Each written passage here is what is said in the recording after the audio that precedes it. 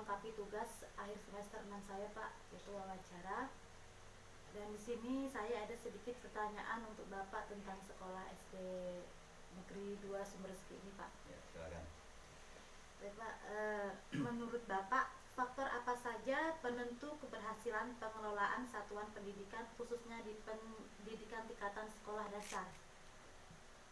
Untuk apa tadi? Faktor apa saja, Pak, yang menentukan keberhasilan pengelolaan satuan pendidikan khususnya di pendidikan tingkat sekolah dasar? Ya, untuk pengelolaan pendidikan itu yang pertama ditentukan dari visi misi, kemudian yang kedua dari pengelolaan tenaga kependidikan, kemudian kurikulum, ya, dan kemudian kerjasama dengan masyarakat. Jadi itu faktor-faktor yang menentukan, Pak, ya? Ya. Yang selanjutnya itu, Pak, menurut Bapak, apakah ada pengaruh kepemimpinan kepala sekolah terhadap kinerja guru dalam suatu sekolah, terutama tempat bekerja Bapak yang sekarang ini? Pasti. Ya, kenapa? Karena kepala sekolah itu adalah manajer. Ya, manajer sekarang tidak mengajar di kelas.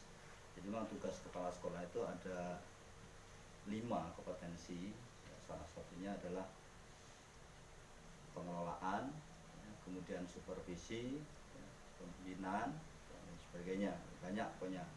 Tetapi yang paling menentukan itu adalah kepemimpinan kepala sekolah itu sangat berpengaruh.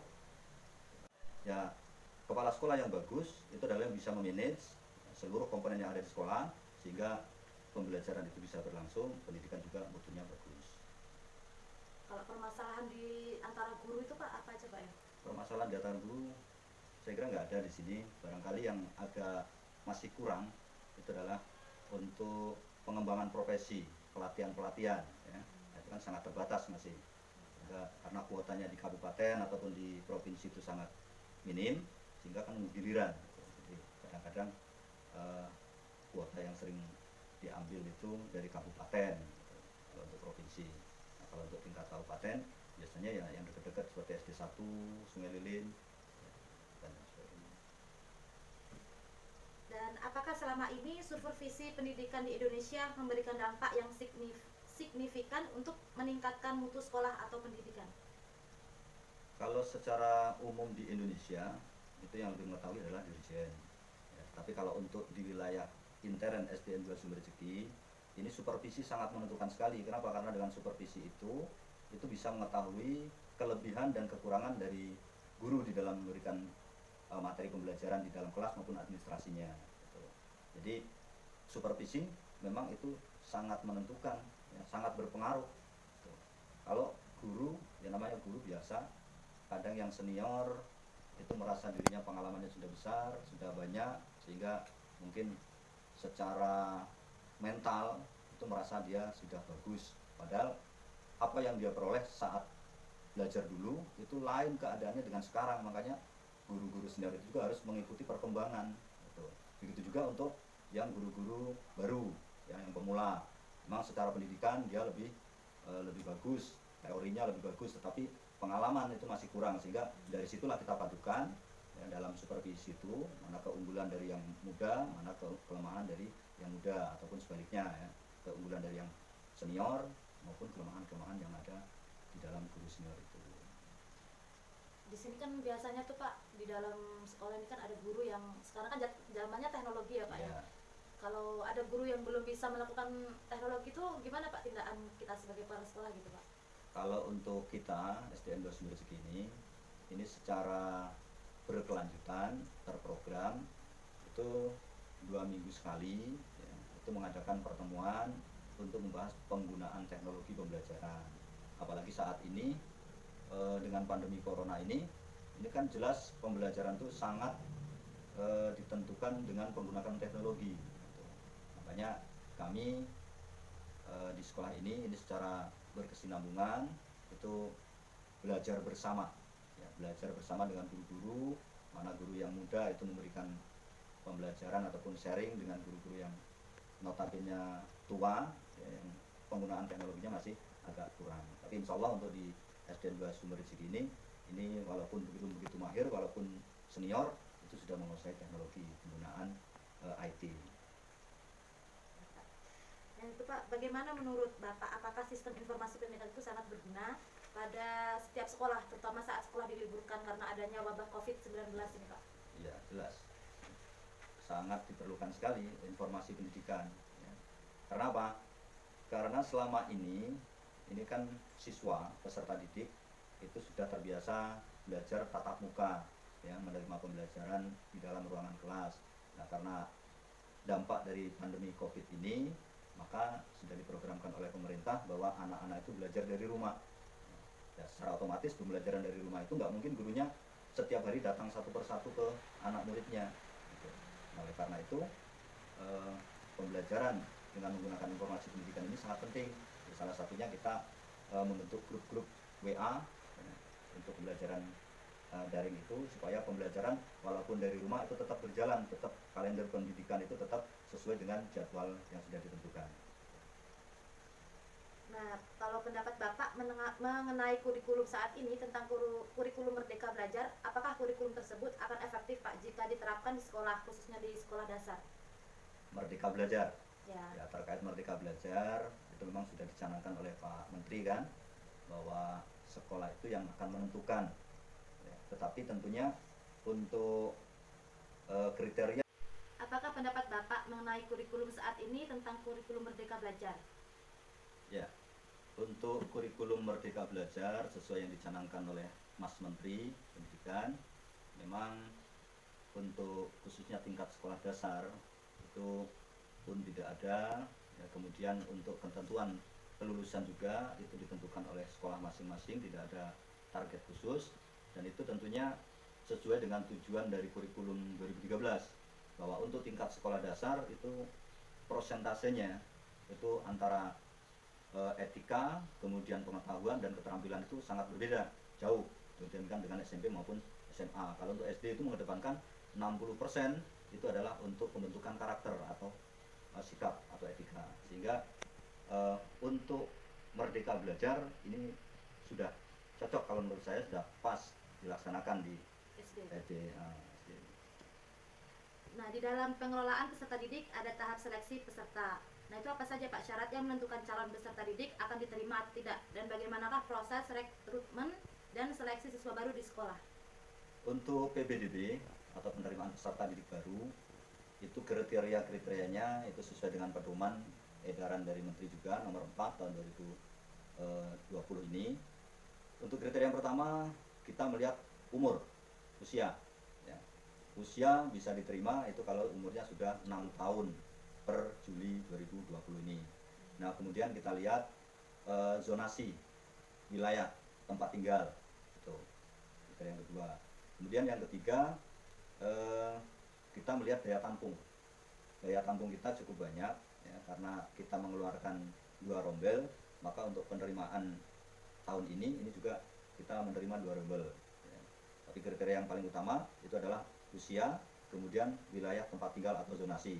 Nah, adapun untuk baca, tulis, hitung, kemudian yang lain-lainnya kami tidak melakukan seleksi itu, tidak ada seleksi tertulis, tidak ada kecakapan khusus yang harus dipersyaratkan. Ya, yang penting paling utama itu adalah umur, ya, dan tempat tinggal, karena ini sesuai dengan wajib belajar. Menurut Bapak, bagaimana proses pengelolaan tenaga pendidikan pada masa sekarang? Dan mengapa pada pengelolaan tenaga pendidikan dinilai penting dalam melakukan pengembangan kemampuan kinerja pendidik di sekolah ini? Untuk pengelolaan tenaga kependidikan dan pendidik, ya, seperti yang di awal saya sampaikan tadi, bahwa majunya sekolah itu selain visi dan misi, kurikulum, yaitu adalah ditentukan oleh faktor pendidik dan tenaga pendidikan. Ya. Untuk pengelolaan tenaga pendidikan di sini, kita sudah sesuai dengan peraturan bahwa untuk bisa menjadi tenaga pengajar di sini, yang pertama harus kualifikasinya S1. Ya, untuk keberhasilan suatu pendidikan di dalam suatu instansi atau sekolah, seperti yang saya sampaikan di awal, bahwa selain mempunyai visi dan misi yang jelas, itu juga pengelolaan tenaga pendidikan dan pendidik itu juga sangat menentukan. Ya, kenapa? Karena ujung tombak daripada keberhasilan di dalam pembelajaran itu ditentukan oleh pendidik dan tenaga pendidikan. Adapun kriteria yang bisa kita lakukan di sini sesuai dengan peraturan bahwa untuk pendidik yang mengajar di sekolah ini harus yang pertama kualifikasi pendidikannya harus sudah S1 atau D4. Nah kemudian untuk tenaga pendidik kependidikan itu juga sama sesuai dengan bidangnya. Kemudian selain S1 juga harus linear. Ya, misalnya di sini untuk guru kelas ya harus benar-benar S1 PGSD guru kelas, ya, tidak ngambil dari S1 biologi atau yang lain. Gitu. Nah, kemudian untuk tenaga pendidikan operator juga ngambilnya dari Eskom. Gitu. Nah untuk pengelolaan berikutnya, selain kita mengadakan pembinaan melalui supervisi, itu juga ada pembinaan melalui kelompok kerja guru atau yang disebut dengan KKG. Ya, untuk KKG kita, alhamdulillah SDN 2 ini sebagai SD inti atau sekolah inti. Ya. Adapun SDN-nya itu ada 6 SD, SDN 1 Sungai Lilin, SDN 1 Sumber Rezeki, SDN 4 Sungai Lilin, SDN Mekarjati, dan SDN SD IT Nusantara di 3. Nah kemudian kami juga memberikan keleluasaan kepada para peserta, para pendidik, ya, tenaga pendidikan untuk mengembangkan keprofesionalnya. Ya. Kalau yang mau seminar, mau melakukan loka karya ataupun pelatihan-pelatihan, kami berikan izin, ya, selagi tidak mengganggu jam tugasnya. Menurut Bapak, apakah ada hubungannya antara pengelolaan biaya pendidikan dengan kualitas pendidikan, Pak? Kalau orang Jawa ngomong jerbasuki mowogeo, ya, artinya apa? Segala sesuatu itu tidak terlepas dari namanya biaya. Ya. Biaya besar, insya Allah kegiatannya maju. Nah kalau kaitannya dengan itu pasti ada kaitannya. Ya. Anggaran biaya pendidikan itu akan menentukan keberhasilan ataupun peningkatan mutu pendidikan. Ya bagaimana mungkin? Salah satu contoh, apalagi sekarang, ya, sekarang kita pembelajaran dituntut dengan menggunakan teknologi. Ya, teknologi sekarang harus menggunakan paket data, perlu jaringan, itu semuanya pakai biaya. Nah kalau tanpa adanya biaya itu macet. Jadi intinya pokoknya ya biaya itu menentukan, anggaran pendidikan menentukan mutu pendidikan. Apakah fasilitas sarana dan prasarana sudah memadai di tempat Bapak bekerja sehingga dapat menunjang pembelajaran yang lebih efektif lagi, Pak? Ya, berdasarkan hasil visitasi atau akreditasi yang dilakukan setahun yang lalu, alhamdulillah sekolahan kita mendapat nilai 94, kategori A, amat baik. Ya, memang belum sempurna, tetapi dari penilaian asesor bahwa untuk sarana dan prasarana fasilitas yang ada di sekolahan kita ini sudah cukup memadai. Ya, semuanya sudah ada, ruang belajar cukup, ya, apalagi kita dapat tambahan bangunan baru, kemudian perpustakaan ada, musola ada, koperasi ada, UKS ada. Nah kemarin yang jadi PR itu rasio WC. Ya, rasio WC sudah kami konsultasikan dengan komite, insya Allah akhir tahun pembelajaran ini akan dibangun tambahan WC, ya, sehingga nanti rasionya cukup. Nah, bagaimana menurut pandangan Bapak mengenai hubungan sekolah dan masyarakat, khususnya orang tua siswa pada saat wabah pandemi seperti ini dalam proses belajar di rumah, Pak? Ya, untuk kerjasama, alhamdulillah, ya, karena kita tinggal di daerah pedesaan yang notabene itu adalah mayoritas penduduknya itu adalah orang Jawa. Ya, terkait kerjasama dengan orang tua siswa saat dampak pandemi corona di dalam pembelajaran, ya, alhamdulillah untuk kita, karena mayoritas masyarakat sini adalah ex-transmigrasi yang notabene dari Jawa, dari Jogja. Kita tahu Jogja itu adalah kota pendidikan, sehingga untuk kesadaran masyarakat tentang pentingnya pendidikan terhadap anak itu sangat tinggi, alhamdulillah. Ya. Adapun saat pembelajaran pandemi ini, mereka juga menyadari bahwa bahayanya kalau kita tetap mengadakan pembelajaran secara tatap muka, ya, sehingga pembelajaran dilaksanakan di rumah itu perlu alat atau perlu media-media yang dibutuhkan. Ya, memang kendalanya banyak keluhan dari warga, dari orang tua bahwa untuk pembelajaran saat ini beda dengan pembelajaran saat mereka sekolah. Karena apa? Ya kurikulumnya sudah beda, sehingga banyak yang tidak ngerti. Tapi sekarang orang tuanya sudah pada canggih, bisa mencari di Google. Gitu. Jadi untuk pembelajaran saat ini, alhamdulillah pelaporan lancar, ya, kemudian sesuai dengan waktu yang ditentukan, ya, sudah bisa dikumpulkan. Itu saja. Ya Pak, mungkin cuma itu saja Pak pertanyaannya. Ya, itulah yang bisa saya jawab, yang mudah-mudahan bisa menjadikan referensi, yang mudah-mudahan apa yang sudah dipertanyakan itu memang itulah adanya, tidak tidak dibuat-buat, dan sampai sudah lihat sendiri keadaannya seperti itu. Ya, mudah-mudahan sukses. Baik Pak, terima kasih. Kalau gitu saya mohon pamit Pak. Ya, silakan.